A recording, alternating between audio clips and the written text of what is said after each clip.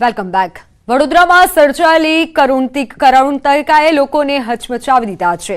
નિર્દોષ બાળકોના જીવ ગયા છે, મોત થયા છે, ગમનો માહોલ છવાયો છે। તેવામાં ન્યૂઝ 18 ગુજરાતીએ વડોદરાના હરણી લેક પરની સ્થિતિનું રિયાલિટી ચેક કર્યું છે। રિયાલિટી ચેક કરતા બોટને વેલ્ડિંગ અને થીગડાવારી ચલાવાતું હોય તેવો વિડીયો સામે આવ્યો છે અને આ ઉપરાંત સ્વિમિંગ કરી રહેલા તૂટેલી હાલતમાં સ્વિમિંગ રિંગ જે મળી આવી છે, તળાવની ફરતી નિયમ વિરુદ્ધ રેલિંગ લગાવી હોવાનું પણ સામે આવ્યું છે।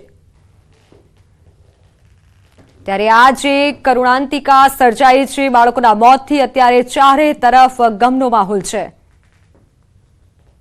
જ્યારે કોઈ વ્યક્તિ પાણીમાં ઉતરે ત્યારે જે સ્વિમિંગ રિંગ હોય છે તે જીવન રક્ષકનું કામ કરતી હોય છે। ત્યારે હરણી તળાવ ખાતે જે દુર્ઘટના સર્જાઈ, બોટ પલટી ખાવાના કારણે 14 લોકોના ભોગ લેવાયા, એ સ્થળ પર અત્યારે જે ન્યૂઝ 18 ગુજરાતીની ટીમ છે તે રિયાલિટી ચેક કરવા માટે પહોંચી છે। આજે અહીંયા સાઇટ ચાલતી હતી, તેના જે મેન્ટેનન્સ છે તેના પર સવાલો ઉઠી રહ્યા છે। ત્યારે આ જે વરવા દ્રશ્યો છે તે તમને બતાવવાનો પ્રયત્ન કરીશું। આ જોઈ રહ્યા છો કે આ સ્વિમિંગ રિંગ છે, સ્વિમિંગ રિંગ જે છે તેની કેવા પ્રકારની પરિસ્થિતિ છે તેનો અંદાજો લગાવી શકાય છે। અને બીજી વાત કરવામાં આવે તો અહીંયા જે ફાયર સેફટીની સુવિધા છે તેના પણ લીરે લીરા જે છે તે કોન્ટ્રાક્ટર દ્વારા ઉડાવવામાં આવ્યા હતા, કારણ કે આ ફાયર એક્ઝિક્યુટર છે તેની સ્થિતિ જોઈ શકાય છે કે તેને કોઈપણ પ્રકારનું મેન્ટેનન્સ જે છે તે કરવામાં આવ્યું નથી અને અત્યારે આ બંધ હાલતમાં જોવા મળી રહ્યું છે। એટલે અહીંયા બીજી વાત કરીએ તો અત્યારે જે લેક છે, જે પાલક છે તેના પર આપણે ઊભા છે, તે પણ કાટ ખવાઈ ગયેલી છે અને લાકડા જે છે તે સડી ગયેલા છે। અહીંયાથી જ પસાર થઈને તમારે બોટમાં બેસવાનું હોય છે। ત્યારે આ જે પાલક છે તેનું પણ મેન્ટેનન્સ જે છે તે કોન્ટ્રાક્ટર દ્વારા કરવામાં આવ્યું નથી અને અહીંયા જોઈ શકાય છે કે લાકડા સડી ગયેલી હાલતમાં છે। તો કેટલીક જગ્યા પર જે લોખંડના સળિયા છે ત્યાં કાટ લાગેલા જોવા મળી રહ્યા છે।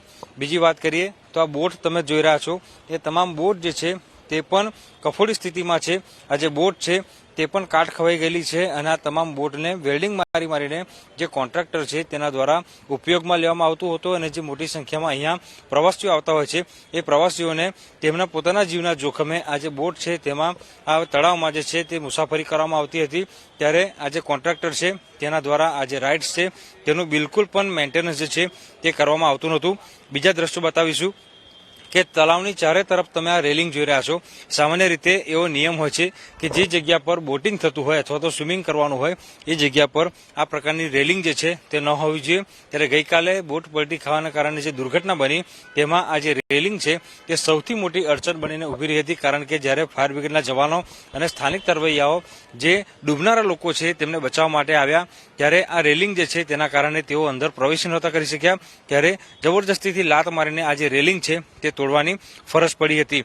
એટલે ટૂંકમાં કહીએ તો અહીંયા રિયાલિટી ચેક કરતા સ્પષ્ટ દેખાઈ રહ્યું છે કે કોન્ટ્રાક્ટર દ્વારા આ સાઇટને કઈ રીતે મેન્ટેન કરાતી હતી। આ બીજી જે પાલક તમે દ્રશ્યોમાં જોઈ રહ્યા છો તેમાં પણ જોઈ શકાય છે કે પાલકના નીચેનું જે લાકડું હોય છે, પીપળા હોય છે, તે પણ સડી ગયેલી હાલતમાં છે। ઉપર જે પ્લાય લગાવવામાં આવી છે તે પ્લાય પણ સડીને ઉપર આવી ગઈ છે અને અહીંયા લોકો જે છે પસાર થતા હોય બોટમાં બેસવા માટે એમના જીવનું જોખમ અહીંયા પ્રથમ દ્રષ્ટિએ જ જોઈ શકાય છે। કેટલીક બોટ જે છે ભંગાર હાલતમાં છે એવું કહેવાય રહ્યું છે કે કોન્ટ્રાક્ટર દ્વારા આ જે બોટ છે તેનો પણ ઉપયોગ જે છે તે કરાતો હતો। તો જે ટિકિટ વિન્ડો છે તે મોટી માત્રામાં જે ભંગાર છે એ પણ જોઈ શકાય છે। આ તમામ જે વ્યવસ્થા છે તેને મેન્ટેન કરી હોત, પરંતુ તેના દ્વારા માત્ર ને માત્ર પૈસા કમાવાની દ્રષ્ટિએ આ જે સાઇટ છે તે ઓપરેટ કરવામાં આવતી હતી। ત્યારે પોલીસ દ્વારા જે પરેશ શાહ છે તેની શોધખોળ પર અત્યારે હાથ ધરવામાં આવી છે। હાર્દિક દીક્ષિત, ન્યૂઝ 18 ગુજરાતી, વડોદરા। તો વડોદરા દુર્ઘટના બાદ કરુણાંતિકા જેવા દ્રશ્યો સર્જાયા। 12 બાળકો અને 2 શિક્ષકોના મોત થયા છે। વડોદરાના વાડી તાઈવાડા ખાતે મૃતક બાળકની દફનવિધિ કરાઈ। બાળકની દફનવિધિ દરમિયાન સૌ કોઈના હૃદય દ્રવી ઉઠે તેવા કરુણ દ્રશ્યો સામે આવ્યા।